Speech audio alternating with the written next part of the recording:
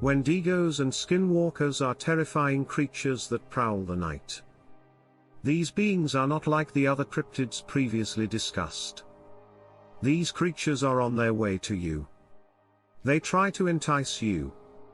Will you be drawn in and become a victim of one of these evil beings, or will you be able to break free tonight? We're going to look at some skinwalker and wendigo encounters, so let's get started. Where I lived at the time, there were no bears, moose, or elk. Background information at the time. I was about 12 or 14 years old, and I was with a friend named Kayla. We had planned a picnic in her pastures. Kayla pushed me to the ground and whispered to me as we walked up a smaller hill. "Do you notice a tall creature at least 20 feet away? It walked on 4 thin limbs and had a narrow head like a horse or a deer. Everything was pitch black. I couldn't make out any details, but it had a mane like a lion, but it was flat and coarse. The mane like fur ran along its back, coming to a halt near the back. It lacked a tail." As a side note, all of the cattle were relocated to a completely different location. There were no other livestock animals in those pastures near this one, but this thing was just staring off. My friends abruptly stood up and made a beeline for the exit, which was at least 2 miles away. I didn't think twice about following her. We finally came to a halt near the latched fence that led to her house and turned around. We had a good view of the hill it was standing on, and it was slowly walking back into the trees. Even today, this gives me chills. So, it's Friday 1:28 a.m. My friends and I decided to go for a drive. We occasionally go to the no mountains to experience something paranormal and supernatural that only happens in that area. Every time we do this, we get in my car and drive past Home Hill, towards the mountains, and park about 1.5 miles away, across from VHS. Then we sit and enjoy the scenery of the dark desert. Begin by paying close attention to everything and being hyper-observant. We first noticed a light in the distance traveling flat on the desert land, getting within about 1 mile of us before disappearing completely.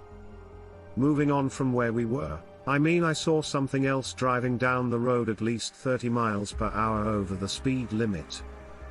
We took a familiar route. This is when we realized that something was about to change my life, and the lives of everyone else.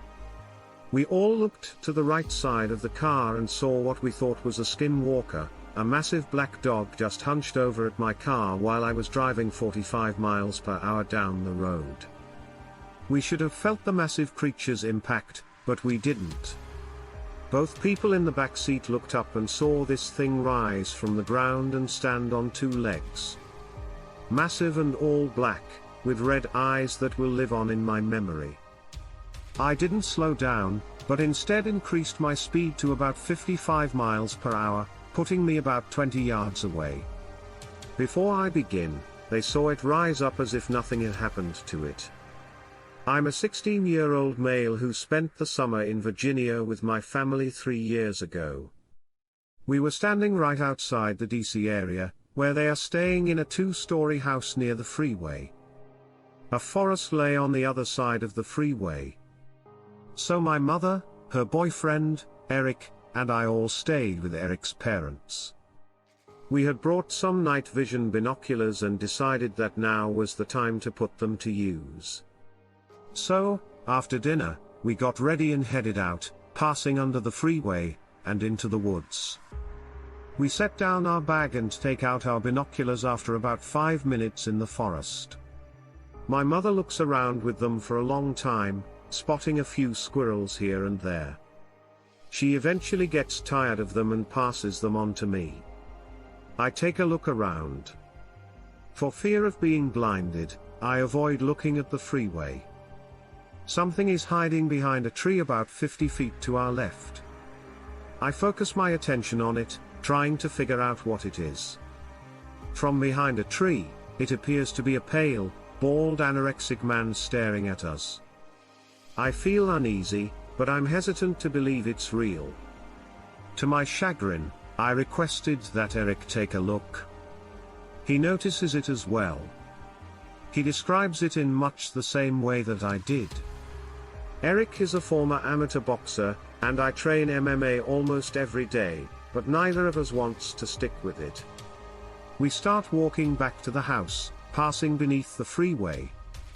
We take another look behind us as a car passes by, and all three of us see glowing eyes illuminated by headlights on the other side of the freeway, and we say fuck that.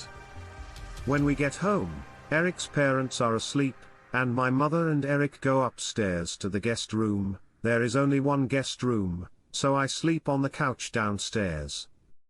After seeing the thing in the woods, I'm a little overjoyed. As a result, I end up staying up until 3 a.m. I'm watching TV when I hear footsteps above me. I panic a little because I recall our previous encounter. I try to convince myself that it's just one of the dogs or someone who couldn't sleep. I keep hearing footsteps for a while longer, until I hear a doorknob jiggle. I find it strange that they are attempting to open a closed door, but I try to ignore it.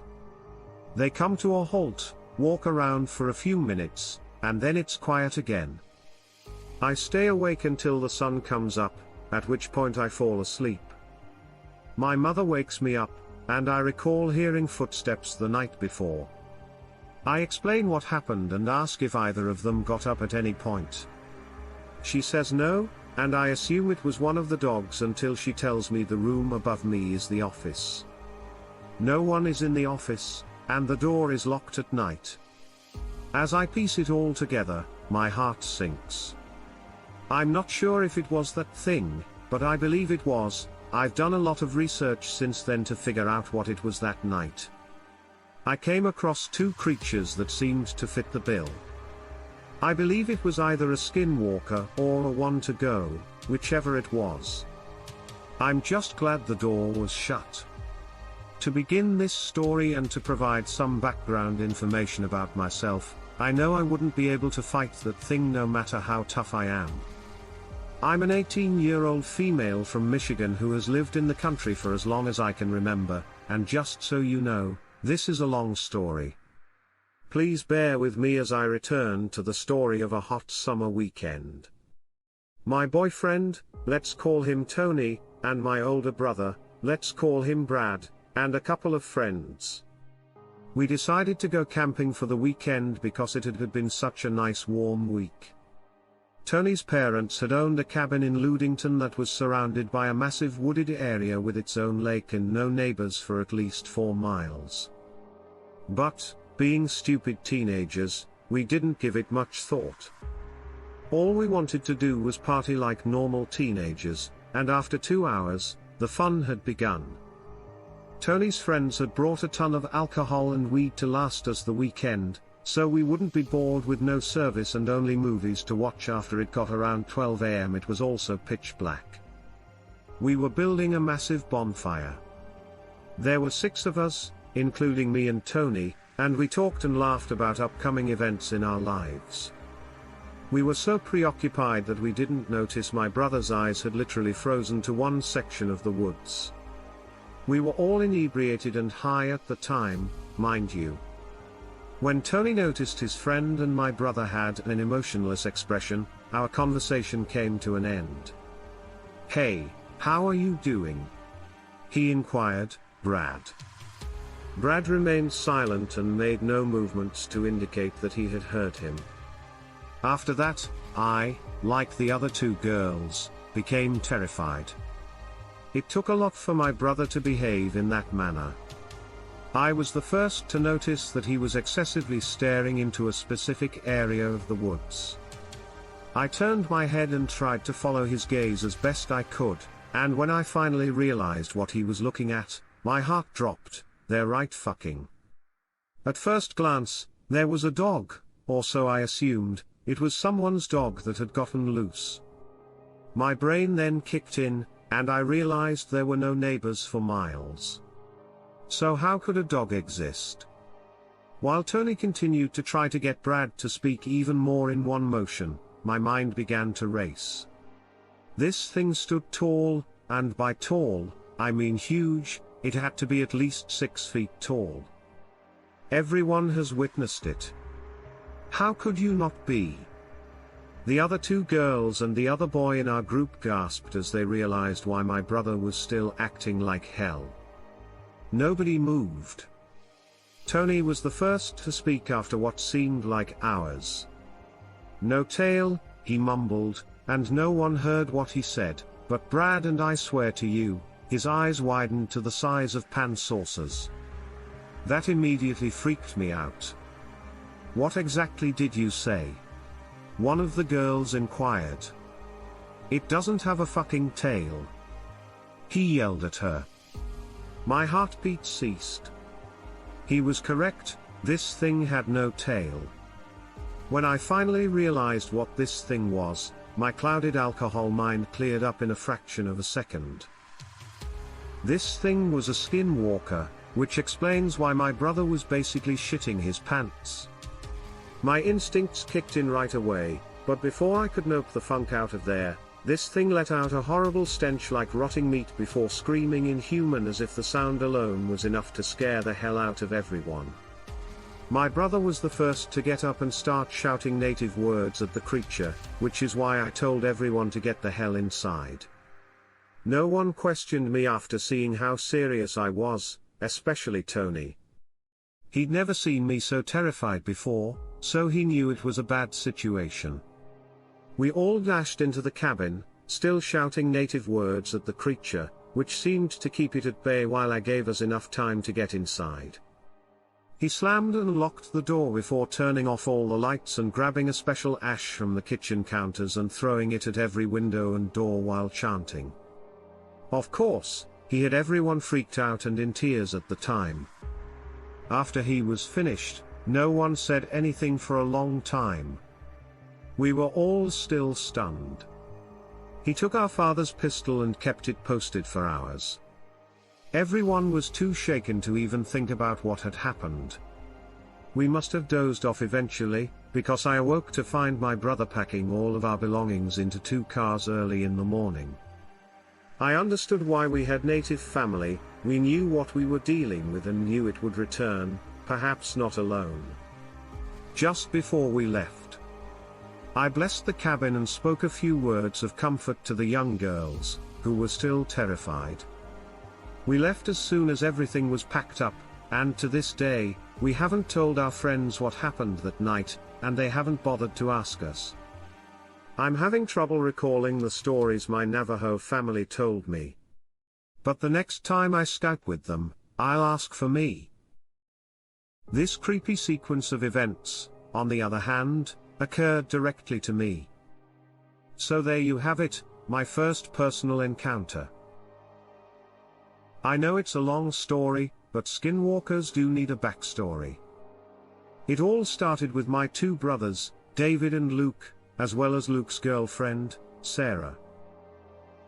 We all drove down to the desert to spend some time in nature. This is, in a sense, reservation land. So there was a lot of red dirt everywhere. This was in southern Utah, a breathtakingly beautiful location. If you ever come to visit, we had some pistols and decided to go target practice. We took our equipment, and some old targets to a location known as Devil's Heartbeat. I'd never been before, but all 3 of them were locals. The canyon was about 200 feet deep.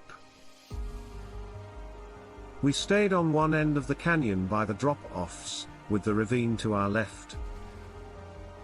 About 50 feet above us, on the opposite side of the canyon, were some other ruins.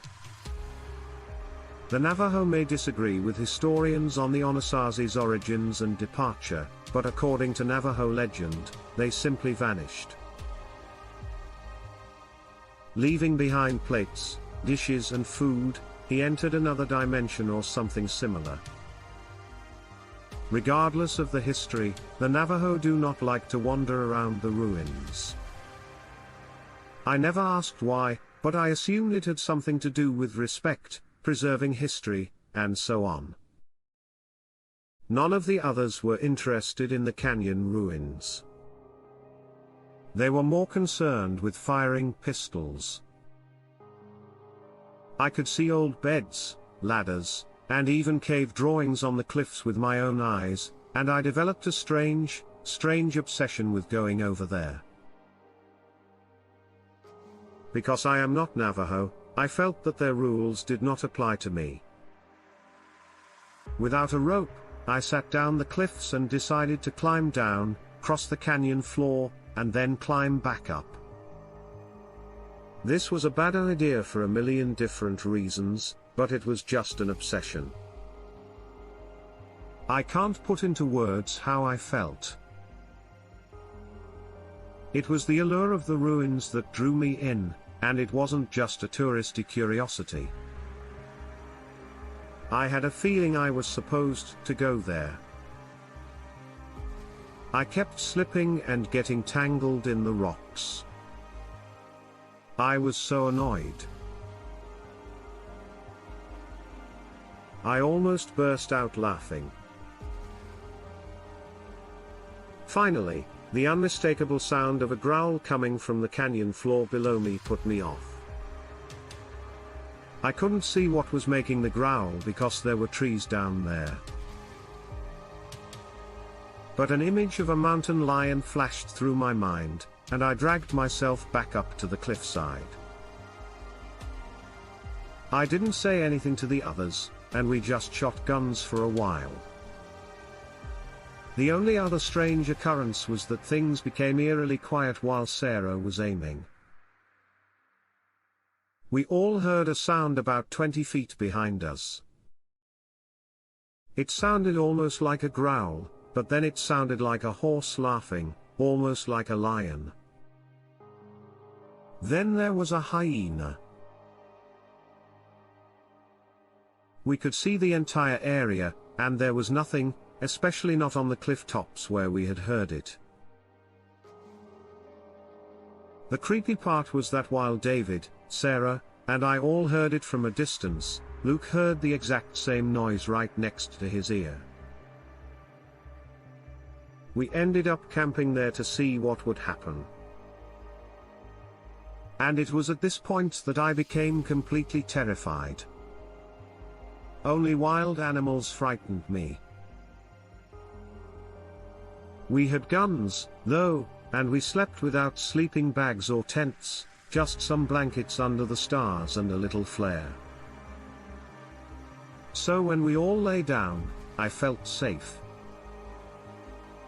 I fell asleep quickly, but when I awoke a few hours later, everyone else was lying with their eyes wide open, listening. The canyon was deafeningly quiet.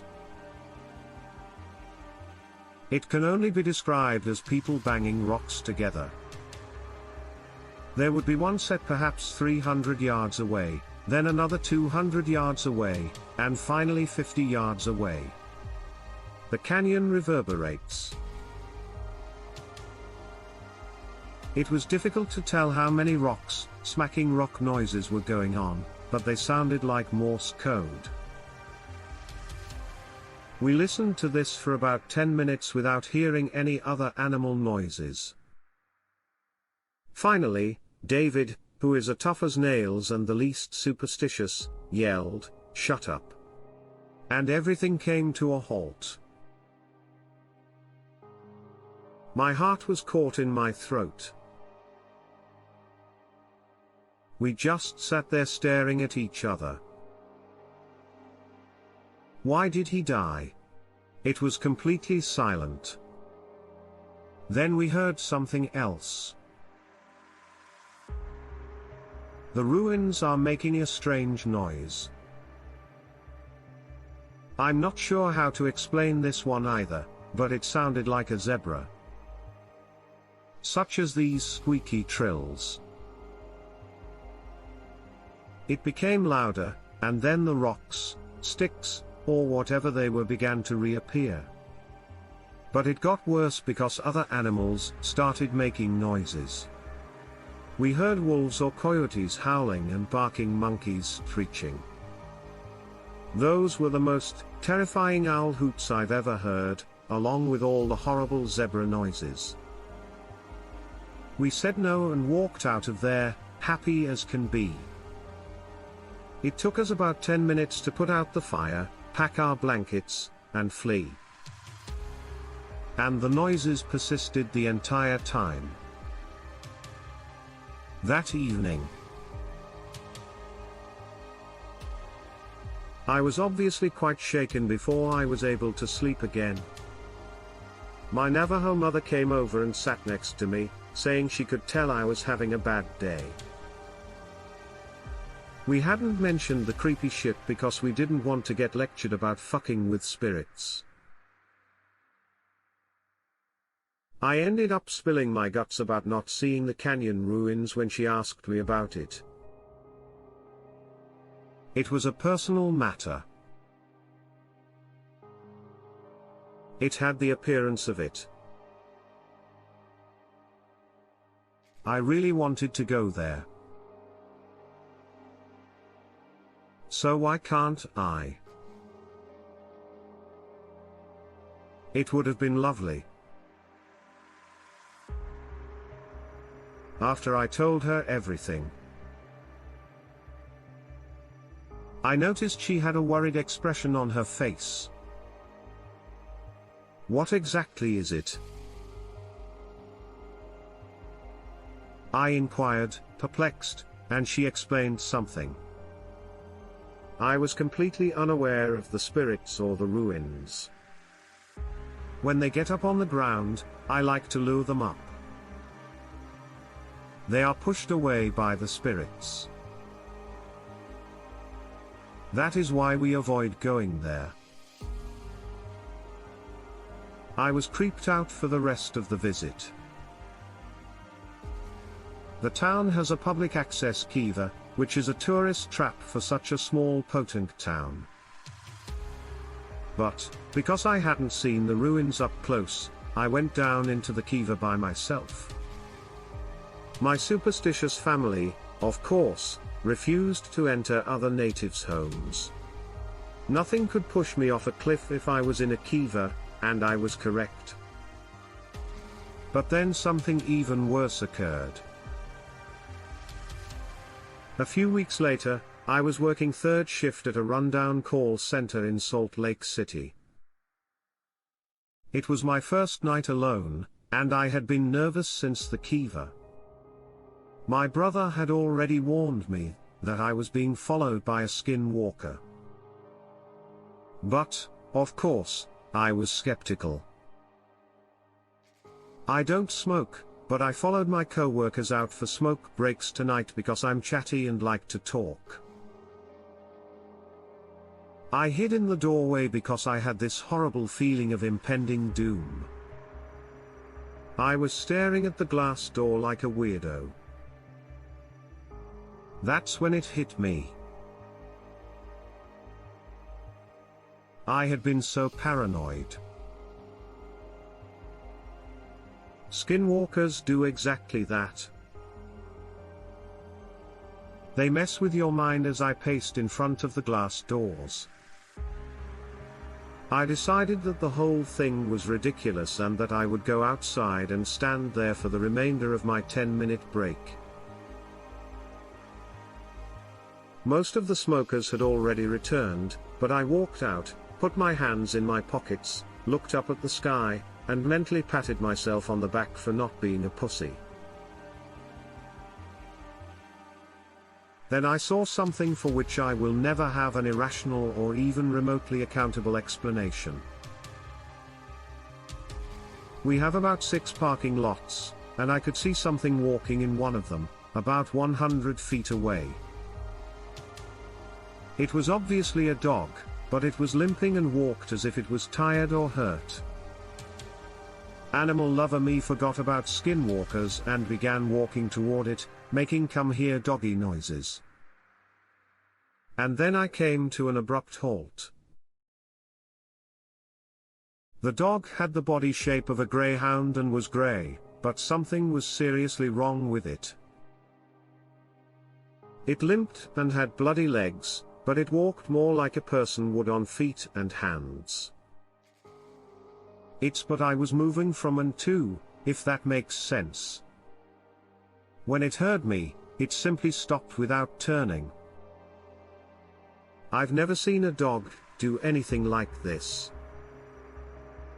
Finally, it looked over its shoulder at me, and here's the strange part, this dog was looking at me like a person. It had huge eyes that were far too large for a greyhound, and its teeth were bared as if it was about to bite me. Then it growled, but it was a whistle-like growl that no other animal makes. It almost sounded like it wanted to talk to me or was taunting me in some way. In the midst of all of this, I realized it lacked a tail. And I'd heard from all the Navajo stories that skinwalkers don't have tails when they appear as animals, ignoring all logic and rationale.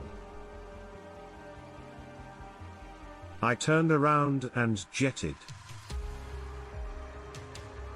I didn't look back until I was back inside and had closed the door behind me.